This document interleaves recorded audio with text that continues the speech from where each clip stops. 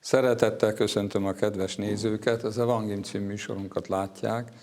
Benne az Ószövetséget olvassuk keresztény szemmel, jelen esetben a zsoltárokat.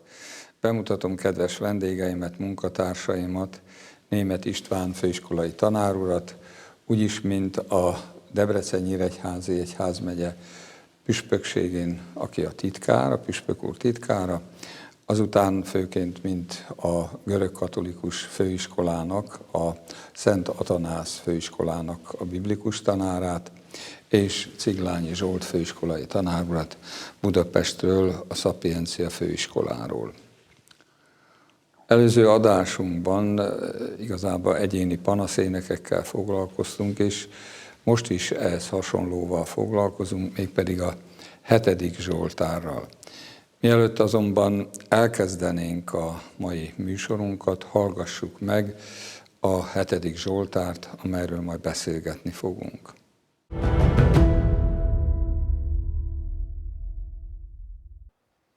Uram Istenem, hozzád menekülök, ments meg minden üldözőmtől, és szabadíts meg. Nehogy, mint oroszlán, valaki elkapjon és szétszaggasson, hiszen senki sincs, aki megmentene. Uram Istenem, ha olyasmit tettem, ha kezemhez jogtalanság tapad, ha gonoszul bántam barátommal, ha kegyelmeztem az igazságtalan elnyomónak, akkor üldözzön és fogjon el ellenségem. Tapossa el életem a földön, és tiporja bensőmet a porba. Kelj fel, Uram, haragodban, ébredj fel, Istenem. Szállj szembe ellenségeim dühével, te, aki szereted az ítéletet. Jöjjenek köréd a nemzetek, előttük állítsd fel ítélőszéket.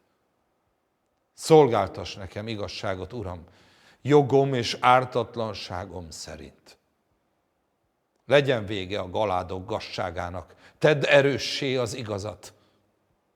Igaz Isten vagy, a szívek és vesék vizsgálója. Isten az én védőpajzsom. Ő menti meg az igaz szívűeket. Igazságos bíró az Isten.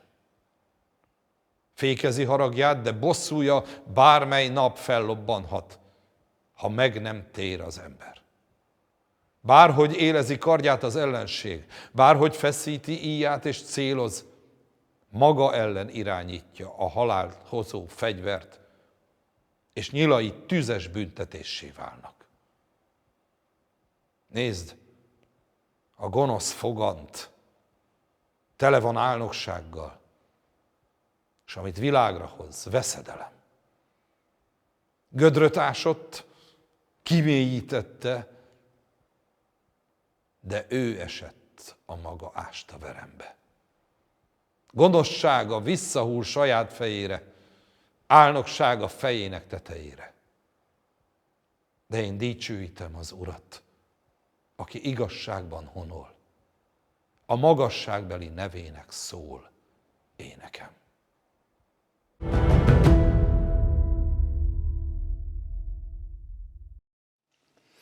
A zsoltároknak van fölirata, nem mindegyiknek, de itt ez egy kicsit rejtélyes ez a fölirat. Sokan megjegyzik, egzegéták, hogy nincs is ezt mihez kapcsolni, amit éppen hallottunk a föliratról.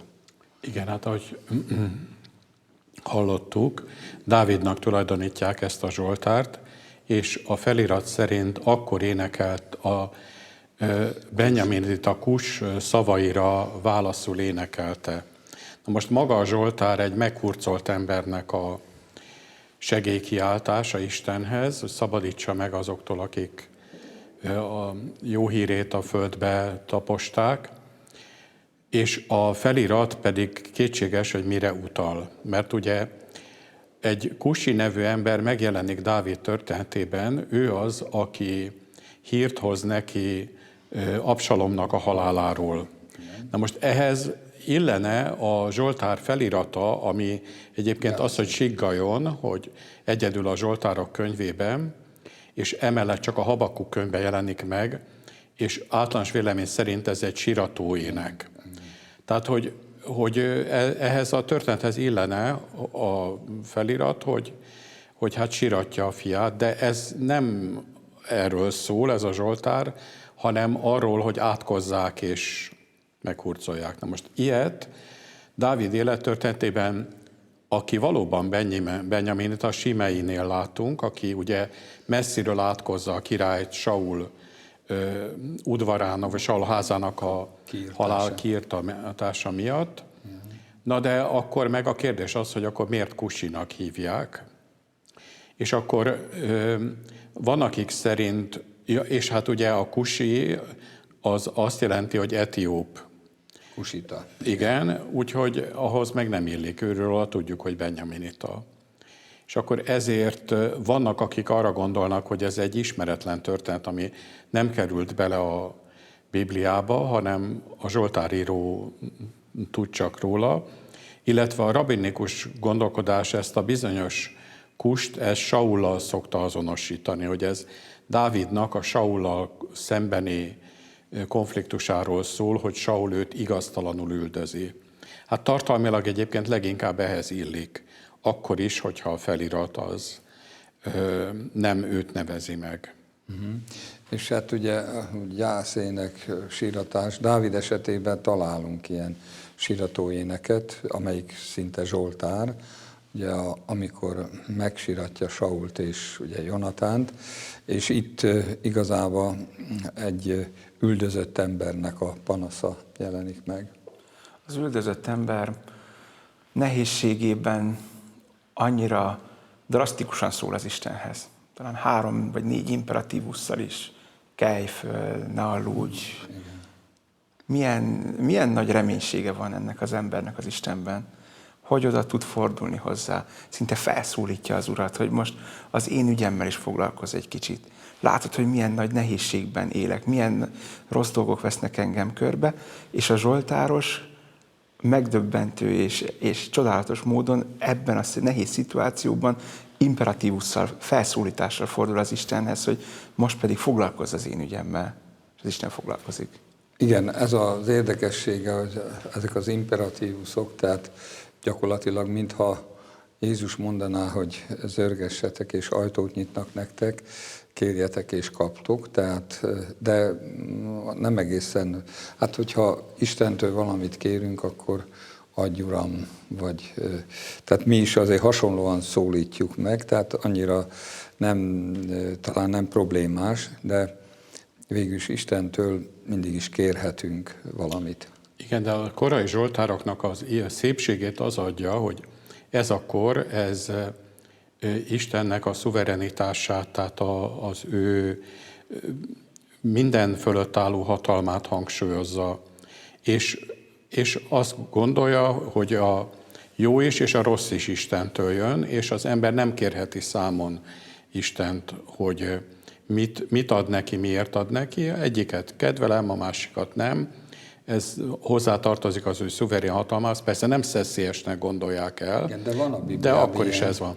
Na most a későbbi, mondjuk a fogság utáni gondolkodás, az ezt már nem tudja elgondolni Istenről. Isten mindenképpen igazságot cselekszik, és hát ott ezért kicsorbul az ilyen kérések éle, mert hát mi az, hogy kelj föl és foglalkozz az én ügyemmel? Hát ha igaz vagy, akkor Isten meg fog áldani, ha bűnös vagy, akkor vald meg a bűnödet, akkor megbocsát, de megbüntet. Ott már inkább didaktikusak a zsoltárok, ott inkább már arról szólnak, hogy én be tudjam fogadni Isten kegyelmét, meg én meg tudjak térni. Itt még arról szól, hogy te, Uram, mozdulj meg, és fordulj felém, aki elfordultál tőlem. Ja, hogy visszatérve arra a gondolatodra, tehát, hogy mintha szeszélyes lenne Isten, tehát nem az igazságot, vagy éppen a büntetést úgy érvényesíteni, ahogy kell. Hát van ilyen szöveg, hogy Jákobot szerettem, és ahogy gyűlöltem. Igen.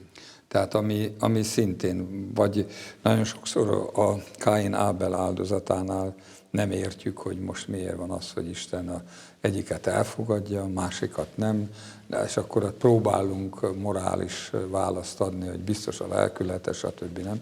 De rejtélyes. Az a Teremtéskönyv 22. fejezetében megértjük, hogy miért kéri az Úr Ábrahámtól, Izsák hogy feláldozza. Izsákot áldozza föl. Most adta neki ezt a gyermek életét. Igen. Végső soron lehet, hogy nem is a mi feladatunk, meg nem is kell nekünk megérteni, hogy pontosan miért vannak ezek a dolgok.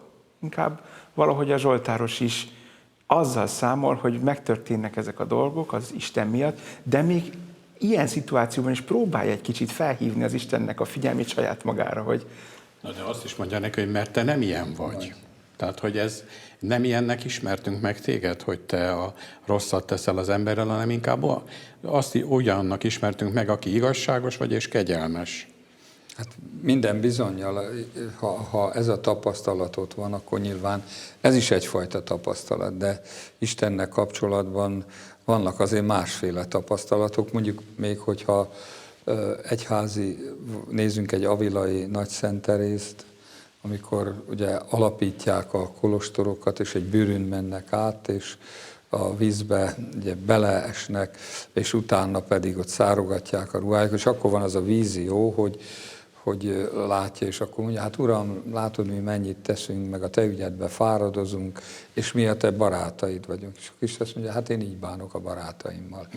Erre mondja Avilai Nagyszent, látod, Uram, ezért van ilyen kevés barátod.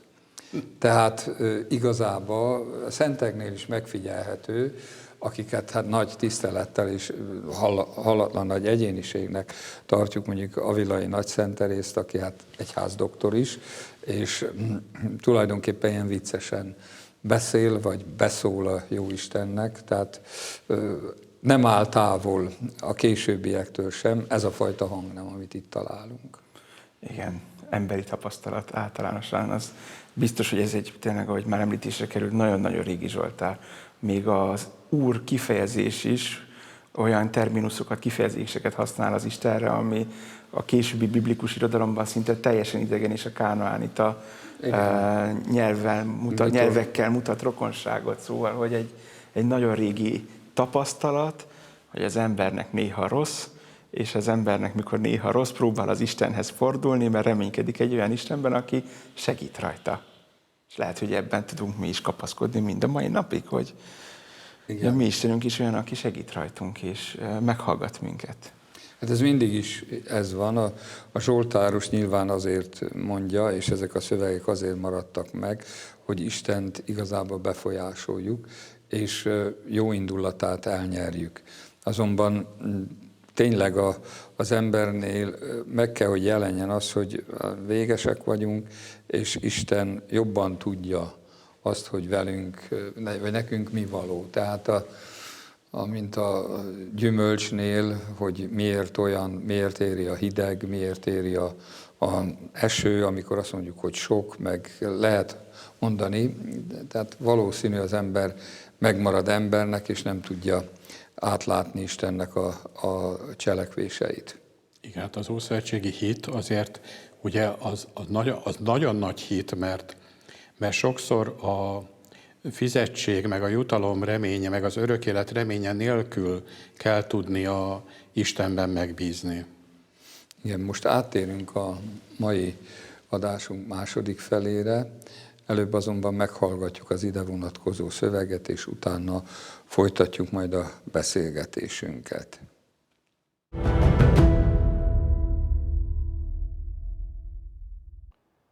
Szívem mélyéből dicsőítlek, Uram, hirdetem nagy tetteidet. Újjongok, és benned van örömöm, s magasztalom neved, ó fölséges. Mert ellenségeim meghátráltak, elestek, és eltűntek színed előtt. Magadévá tetted igazságomat és ügyemet, mint igazságos bíró ültél trónodra. A népeket megfenyítetted, a gonoszokat megsemmisítetted, és örökre eltörölted a nevüket. Eltűnt az ellenség, végleg megsemmisült, feldúltad városait, még emlékük sem maradt. De lám, az Úr mindörökké trónol, bírói széke ítéletre készen áll. Igazságosan ítéli meg a földkerekséget, a népek fölött törvény szerint tart ítéletet. Az elnyomottnak az Úr lesz menedéke, a szükség napjaiban egyetlen mentsége. Akik ismerik nevedet, reménykednek benned, Uram. Soha nem hagyod el a téged keresőket. Dicsőítsétek az Urat, aki Sionban lakik, hirdessétek nagy tetteit a népek között. Mert mint a vér bosszulója gondolt rájuk, nem feledkezett el a szegények sóhajáról. Könyörülj rajtam, Uram, lásd meg szorultságom, a halál kapujából szabadíts ki engem. Hadd hirdessem dicsőségedet Sion leányának kapuiban, és örüljek, hogy megsegítettél. A népek a maguk ástaverembe estek, s a hálóba, amelyet vetettek, az ő lábuk botlott. Az Úr hírt adott magáról az ítéleten, s a gonoszt önkeze művével kötötte meg. Tűnjenek el a holtak világába az álnokok, s mind a népek, amelyek elfelejtik Istent. De ő nem feledkezik meg soha a szegényről, és aki bajban is remél, nem csalódik soha. Kelj fel, Uram, nehogy elbízza magát az ember. Szólítsd ítéletre a népeket magad elé. Uram, töltsd el őket rettegéssel. Tudják meg a népek, hogy ők is csak emberek.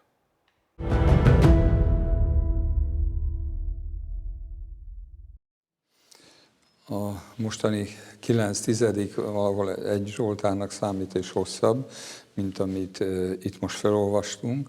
Viszont erre szokták mondani, tehát léteznek ilyen költemények az Ószövetségben, akár profétáknál is, tehát hogy ABC Zsoltárok, vagy akrosztíkonnak nevezzük idegen szóval, ami azt jelenti, hogy a héber ABC következő betűjével kezdődik mindig az új sor. Tehát ez egy ilyen Zsoltár.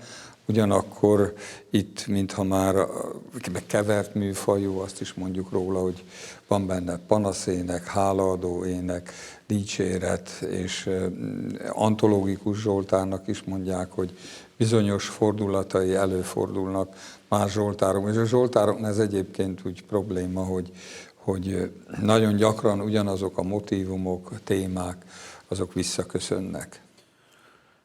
Az első kérdés szerintem az, hogy mi értelme annak, hogy valamelyik Zsoltárt úgy írják meg, hogy vagy minden sora új betűvel kezdődik, vagy minden második sora, az nem mutat teljes szabályosságot ez a 9-10. Zsoltár. Vannak olyan betűk, amiket ki is hagy. Mi értelme ennek az egésznek? Hát, ha elgondolkodunk rajta, hogyha valamit ABC rendbe írtak, akkor egyrészt ez könnyebb memorizálni. Lehet, hogy ez is egy olyan Zsoltár volt, ami arra volt számva, hogy könnyen memorizálják. Nem lehet tudni, liturgiában, valamiféle istentiszteleti szertartáson, oktatási célból, ki tudja. Hát mi is úgy tanultuk annó a betűket, hogy N nadrág betű, és akkor így szépen mindegyik. Lehet, hogy ez is egy ilyen hasonló jellegű Zsoltár volt. Ez szerintem, hogyha ebbe az irányba indulunk el, hogy ezen dolgoztak, tanultak, ennek milyen szép üzenete van, hogy az Isten szavával, az imádsággal tanultak, az Isten szavával fejlesztették a képességeiket az emberek. Ennek nagyon szép üzenete lehet. Hogyha meg azt látjuk, hogy ez egy istentiszteleti célra szánt imádság volt, akkor milyen praktikus, mert könnyű volt megjegyezni, hogy most volt az Alef sor, aztán jön a Bét sor, utána jön és így tovább a Gimel Dalet sor.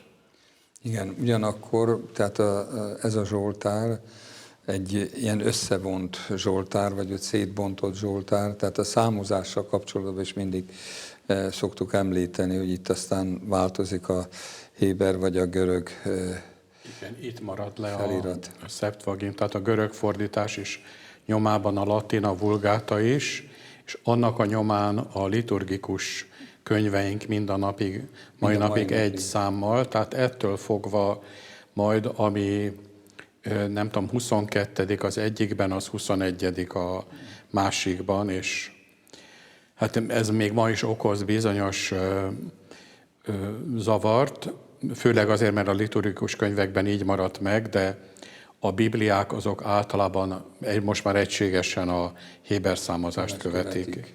Igen, mondjuk a Septuaginta, tehát később készül, és igazából sokan mondják, hogy nem is ugyanaz a szöveg néha, tehát költői szövegről van szó, és a költői szöveg az azt lefordítani, tehát egy műfordító nem ugyanúgy azt szó szerint nem tudja lefordítani, hanem a tartalmát igyekszik megragadni. És ilyen van a magyar irodalomban is, mondjuk akár Tóth Árpád Verlen fordítása, sokszor mondták, hogy jobb, mint az eredeti, vagy Babics Mihálynak a himnusz fordítás, a latin himnusz fordítások. Emlékszem rá, premontrai szerzetes tanár mondta akkor Babics unokaöccsének, azt hiszem, azt tanította Pécset, és akkor mondta, hogy hát ez helyenként jobb, mint az eredeti. Tehát ez ugyanígy a Zsoltárnál is előfordul. Na most ennek igen, itt is egyébként, hogyha ezt most szó szerint lefordítaná, egy szót nem értenénk sokszor belőle. Tehát ezt muszáj értelmezni a fordítónak, és ahhoz, hogy imádkozható legyen, az meg azért valamilyen költői formába kell önteni. Igen. Alapvetően nem olyan rossz szerintem a magyar fordítás. Nem. Így, alapvetően jó fordítások készültek el magyar nyelvre, csak jó ezt nyilván tudatosítani mindenkiben, hogy már a görög szöveg is mutat egy néhány eltérést, akkor mi lehet így a magyar szövegben? Minden benne van A-tól Z-ig, és hogy milyen jó, hogyha minden egyes szituációnkban találunk olyan kapcsolódási pontot, amikor az Istenhez tudjuk vinni az ügyeinket.